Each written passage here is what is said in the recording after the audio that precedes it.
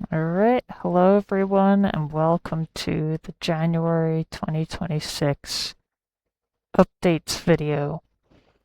If you received our newsletter, you will know that we have our third team member, and his name is Lucas, and a good friend of ours. We're just so thrilled to have him. He just started, so he has been working on the fire. This is a different branch, so you're not gonna, different Git branch, so you're not gonna see the fire.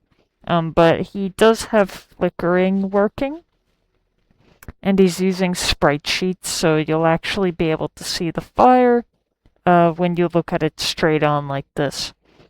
But yeah, without further ado, let's get into the features that we have going. So, Carlos got dodge rolling working well. The energy points, the green bar, is working properly with it. If you dodge roll and you have less than the amount that you actually need, you still will be able to do it. You know, give it that last push as long as you have one energy point left. We do have some AI improvements. My brother Carlos is going to continue working on it over time. And who doesn't love breaking crates? But so we're going to go over here, and building an AI system is a lot of work. They look around, they patrol, and you can see at the bottom left-hand corner that they're in the alerted state. They looked at me, and then they start attacking. Oops. I'm going to change my spell there. And if I, like, run away, which this is very basic AI, like, they're going to follow me and continue to attack. So he's going to get this set up for other enemies, like Chirpleaf, but it's just working for Squeakle right now. The character status window. So that is built within the in-game menu. I'm the one that set it all up. It just needs to be implemented. It's this icon here, the character status. And this should just overlay. So when you click on this, it will show this window. And this is just showing all the information about the player. These are the levels, combat skills that you can level up, and then the combat, like, vital stats. So these are affected by the corresponding combat skills here. And then this is your overall elemental damage. You'll be able to have a max of 8 spell slots as you increase your attunement. Game settings has also been worked on, so this is going to be when you click the gear. There's 3 options so far. Return to title screen and quick game do work. The controls will just be implemented very soon. When you click on that, this will say keyboard and mouse controls, and then have this. So you can go through here. We did revamp the item inventory window, so it looks way better, a lot more refined. And then if I go to the title screen, we're on version 0.14.0. And then new game, this has also been updated. The border and everything like that is just way cleaner. I think eventually I will be updating this with due time. There's also 3 slots, like 3 quick slots for main hand, 3 quick slots for offhand. And if you're wearing just one weapon or 2 weapons, like, you'll flip through it and you'll have an empty slot, so it actually makes sense. We're going to look at the UI because I have created a lot of UI that needs to be implemented. So this is what you're going to see when you rest at a magic spring. A magic spring is not quite a save point because all of your progress gets automatically saved as you play, but it's a place where you rest, your HP, EP, and MP all restore. You can also level up and align spells there. This is very similar to the character status window, except you actually get to select which combat skills you want to increase. When you press the right arrow on the D-pad, you will see different numbers lighting up in blue to show what the updates will be in the respective stats on the right. Very happy we got this up. Then the Align Spells UI. And the window in the back is just showing like the light brown, which one you're hovering over.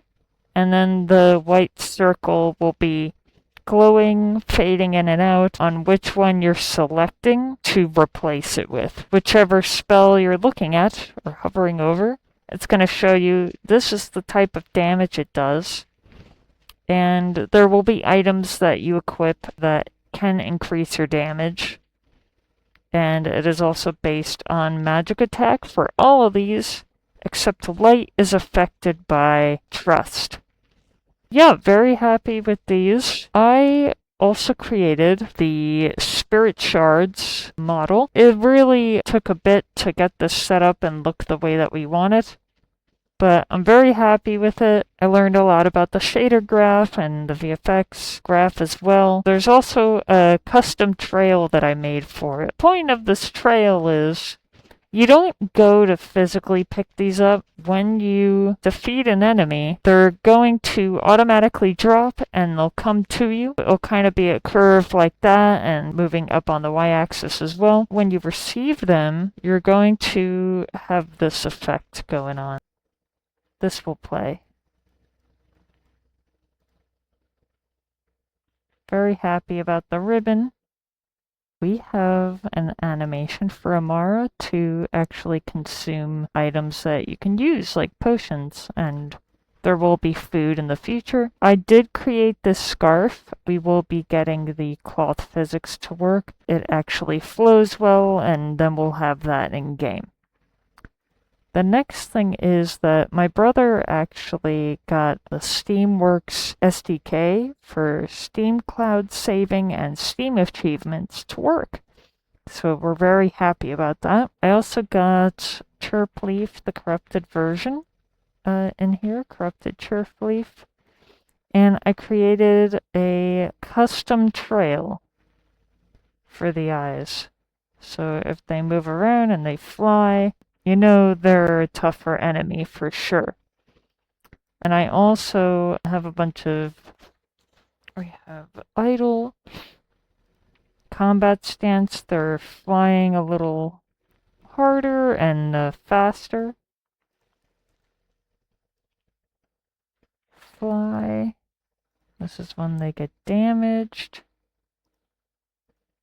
That's when they die. These are the two attacks. So Darkness Spiral. This is going to be paired with this visual effect. So this is the vortex and it will surround them. And doing a lot of visual effects. And then Sound Wave, that effect, will be paired with the Screech attack.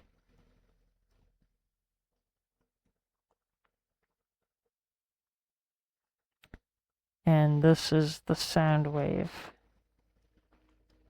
And everything is always open to change if we feel we can polish it more.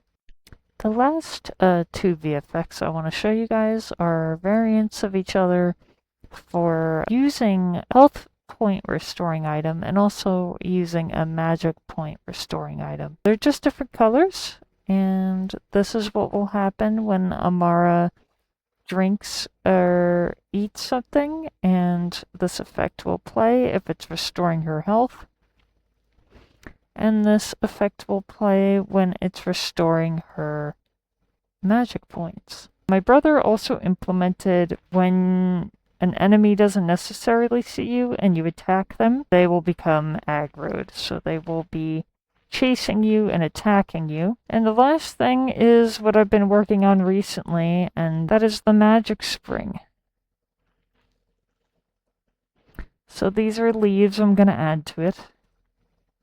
This is the spring. So this is the model before any texturing. This is the magic spring mock-up. Very rough, looking at different references on Pinterest really, and I'm going to be adding some symbols. There's going to be a pillar of light and essence coming out of the magic spring, but this is where you would level up and align your spells and also restore your combat related points. So it's going pretty well. We're going to have butterflies flying overhead, and she's going to sit down in a pretzel leg and be meditating. So I think it'll be really great. There were a lot of bug fixes that my brother and I did. Enemies now stay put while they're dying, fixed root motion support, so you could dodge roll and punch, a bunch of things. And you could check that out if you're interested in the newsletter. But that is everything, so I appreciate you guys watching, and I will catch you next time. See ya!